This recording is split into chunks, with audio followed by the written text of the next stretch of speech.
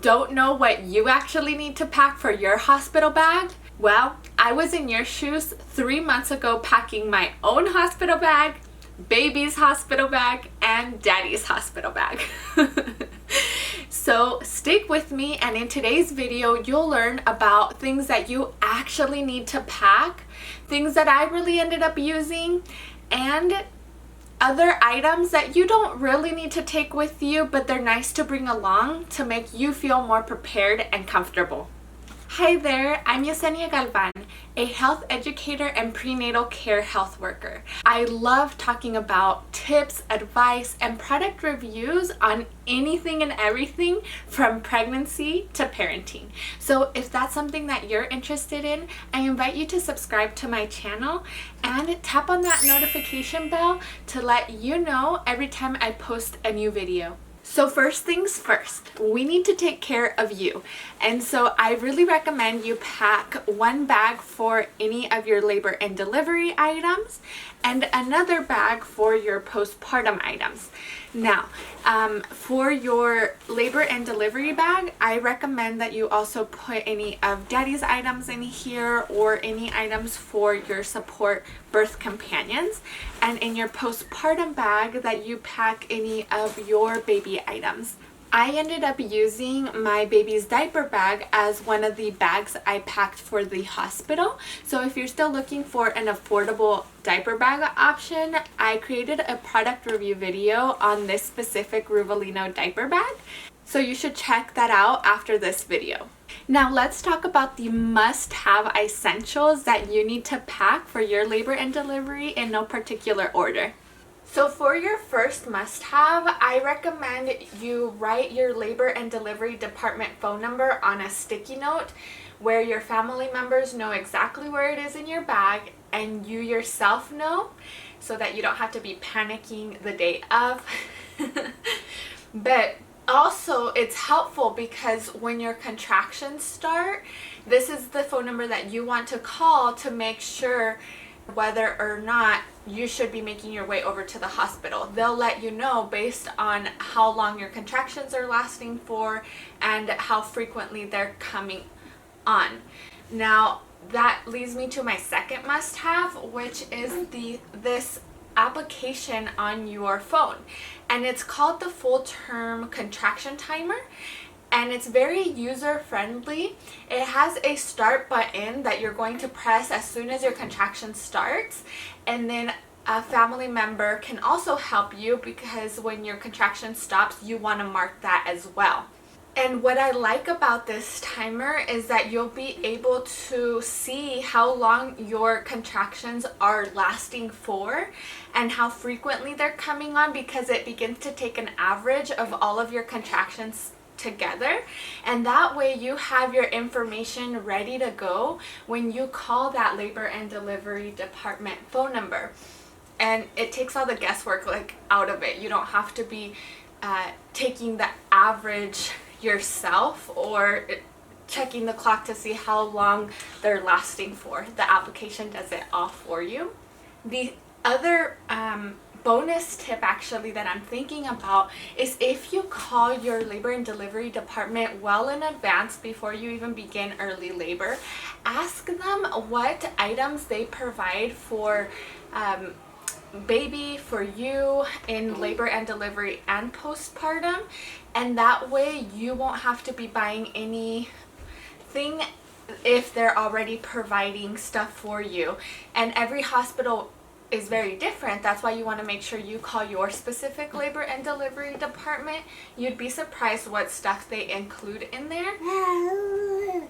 Yeah, like for baby, I remember they included a full change of clothes and a receiving blanket, which I wasn't expecting if I didn't call their department beforehand.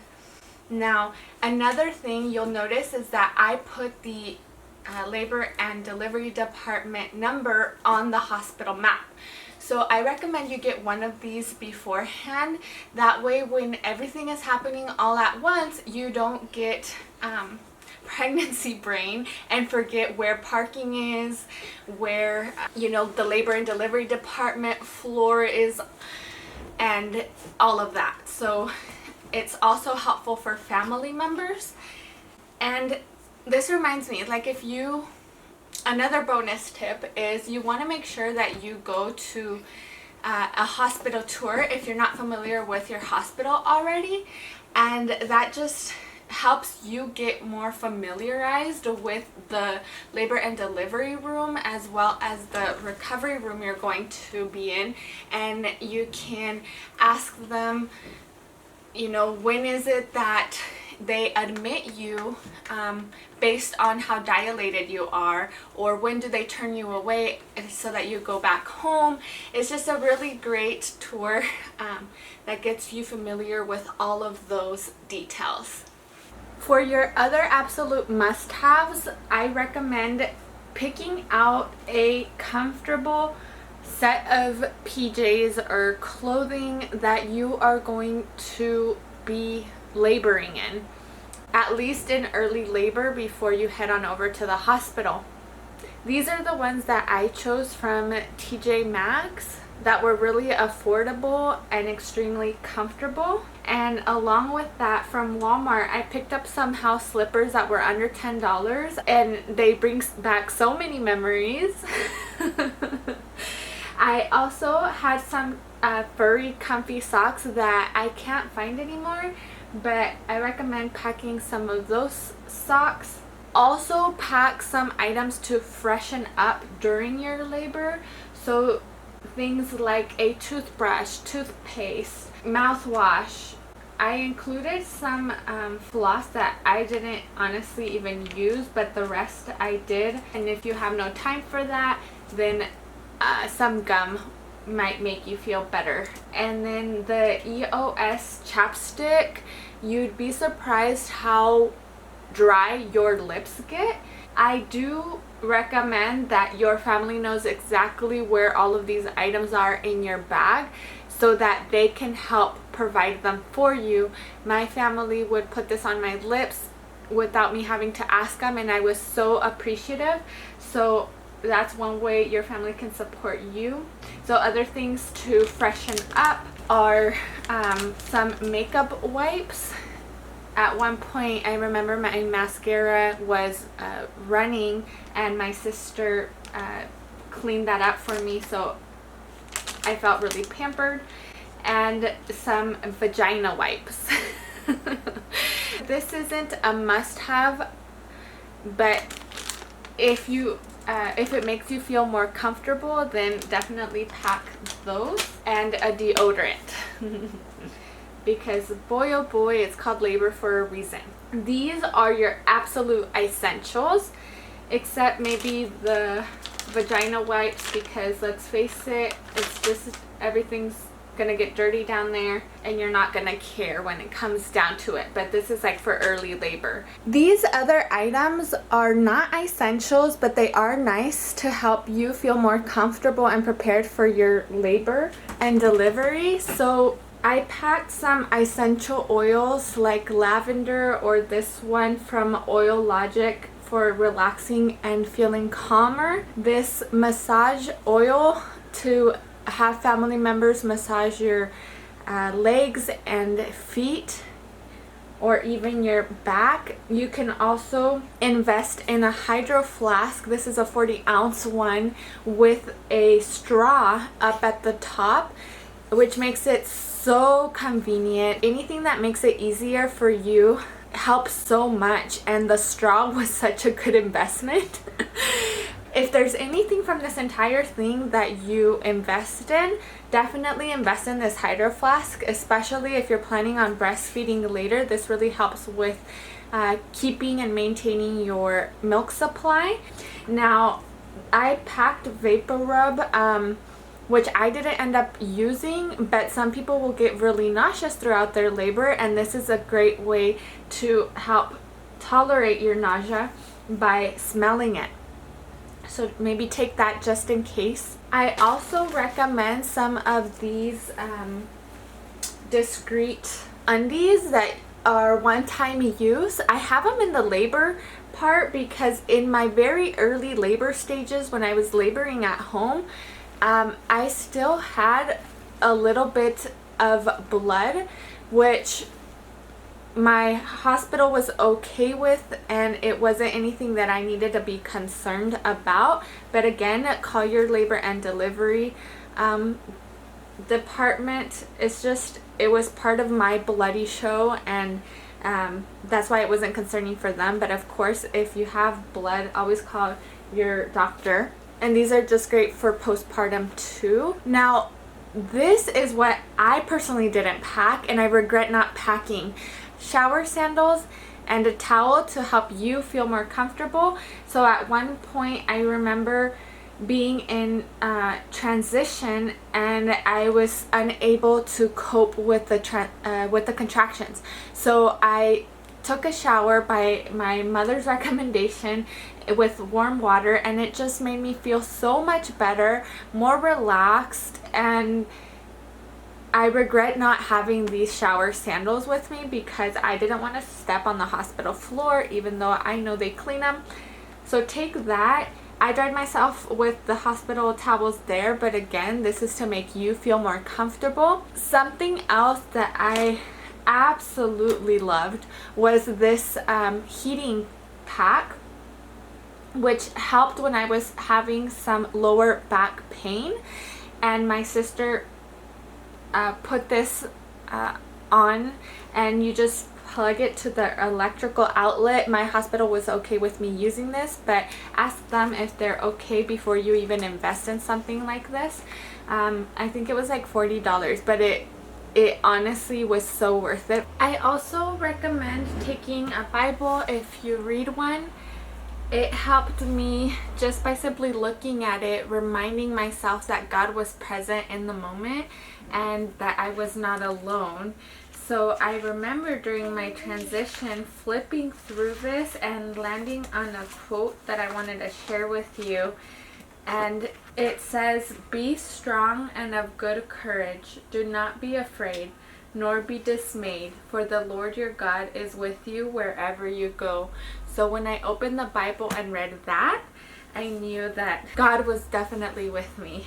I also took a journal and a pen to capture the feelings and emotions I was experiencing during my early labor.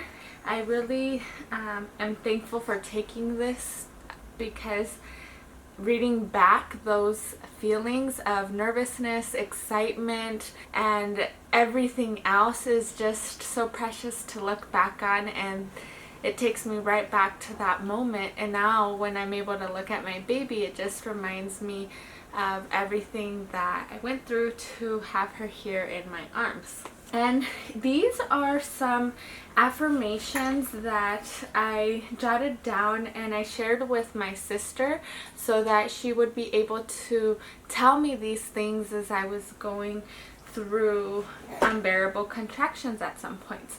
And I'm really grateful that I shared these with her beforehand, because you know, I wasn't able to think properly at some points.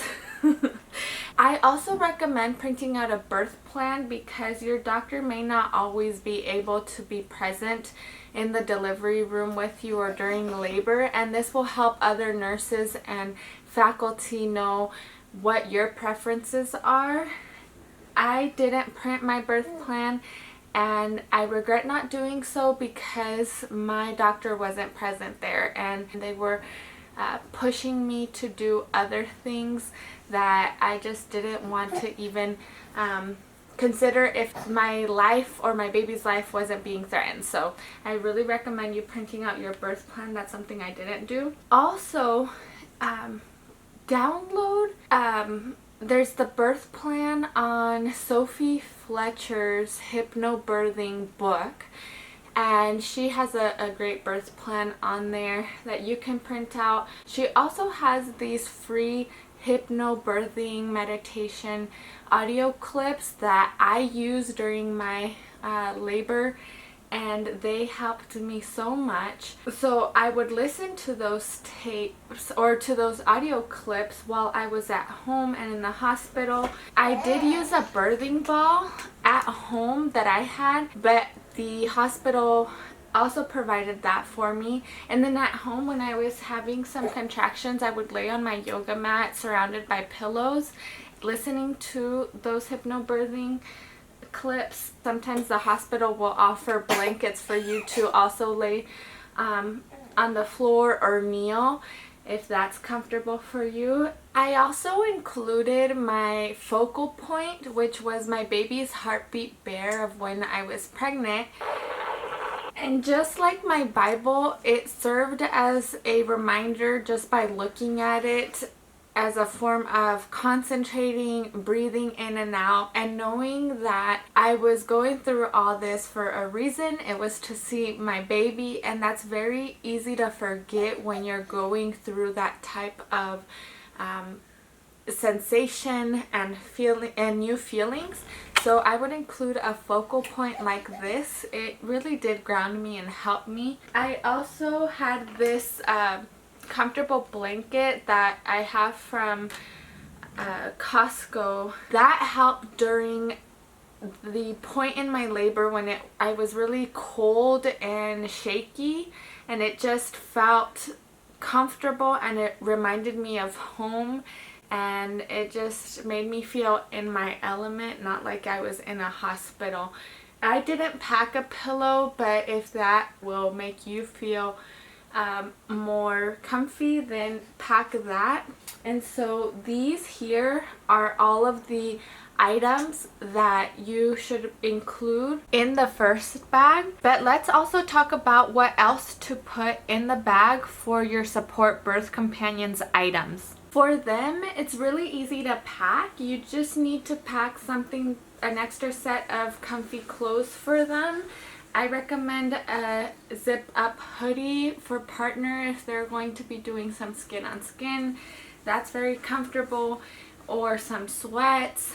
And if they want something to freshen up, like their toothbrush. And for them, I think it's a lot of snacks. They need the energy so that they can be there to support you, and include vending machine change. I packed a bunch of other snacks like trail mix, nuts, a lot of fruit, and Ritz crackers, things to drink like coconut water and some waters, as well as peanut butter and jelly sandwiches that I made right before leaving to the hospital. Include these with a cold pack, and you will just be so glad you did that, because sometimes they just don't want to be away from you as you're going through this, and it's really helpful that they have a quick snack, that they don't have to run to the vending machine if they don't have to. For your support birth companions, I would include chargers, things that they can distract themselves with, like a phone, but also include the camera so you can take a lot of precious pictures for memories. My sister included a extended cord that really helped because that electrical outlet wasn't really close to them. They're the ones that are going to be taking all these pictures, so pack it in an area where they can find it in the bag. And that's really all you're going to need to pack in here. Trust me, it does all fit. It looks like a lot, but they're really tiny things. Comment down below with what else you are packing in your labor and delivery bag, and let me know if I missed anything so that you can help another mommy by writing it in the comments below. In your second bag, you're going to include your postpartum and recovery items, as well as your baby's items.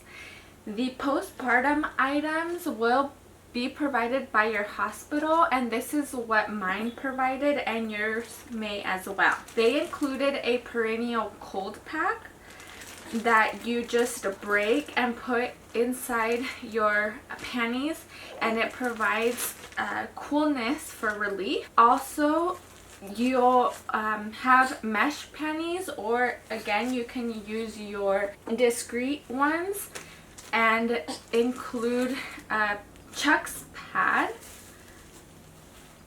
as well as a regular pad, and then they have the gloves there because there is a lot of bleeding. And my hospital also included the witch hazel moist pads and this Dermaplast spray helped so much.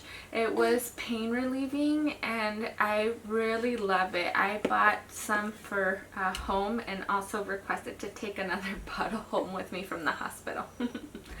They'll also give you a peri bottle so that you can put warm water in here and use it when you're going to the restroom, and that feels so nice. I personally purchased other items that I used more at home than I did for the hospital, so I did end up packing these but only used the Frida Baby peri bottle in the hospital along with theirs. This is so worth it.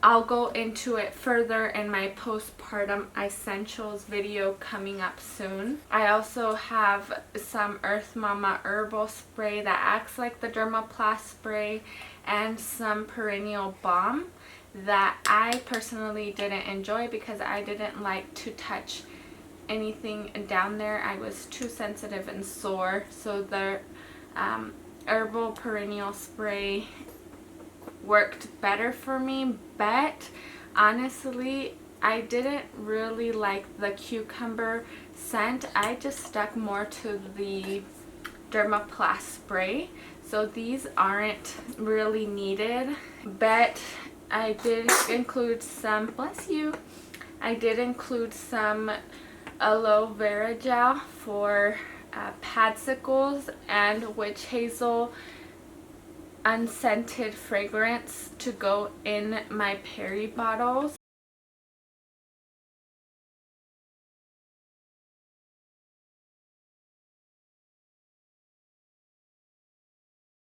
Now for the items that you're probably most excited about, and those are the ones for your baby. These will also go in this second bag. For your first must-haves, I would include a newborn set as well as a 0 to 3 month set of clothing. I love the ones that have the mittens already included because they scratch themselves so much and I still wasn't comfortable clipping them at the hospital. This newborn set didn't have the footed bottoms, but if you can find ones that do have those, that would also be better. That way you don't have to worry about the socks falling off. But if not, I included some socks and included a beanie. The hospital will provide one and they get so creative now because they included a bow on it, which I thought was so cute.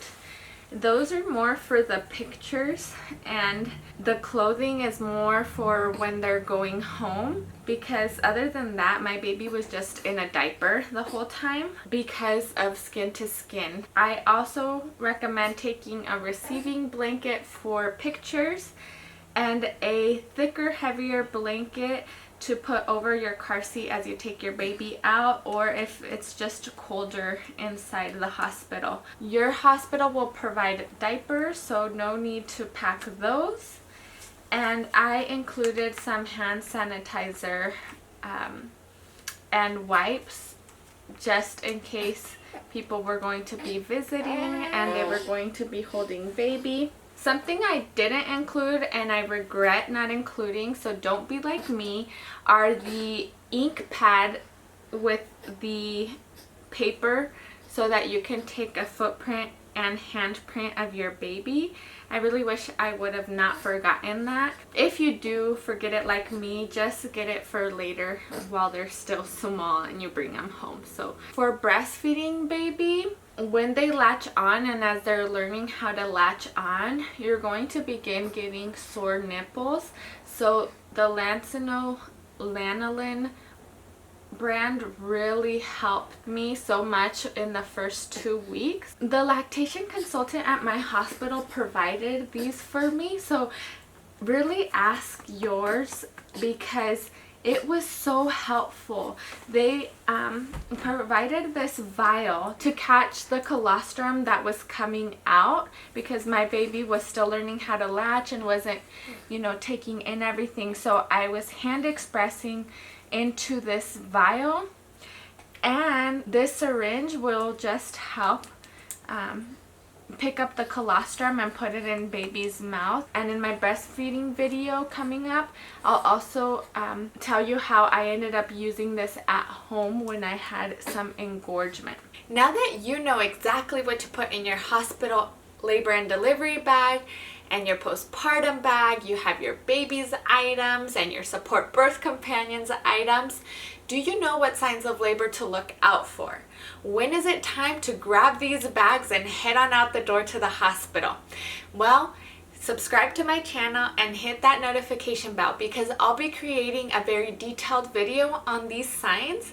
If you found this video helpful, please let me know by liking it below and sharing it with friends and loved ones who may also be pregnant and packing their own bags. In the meantime, make sure to check out these other great videos and product reviews and subscribe to the channel.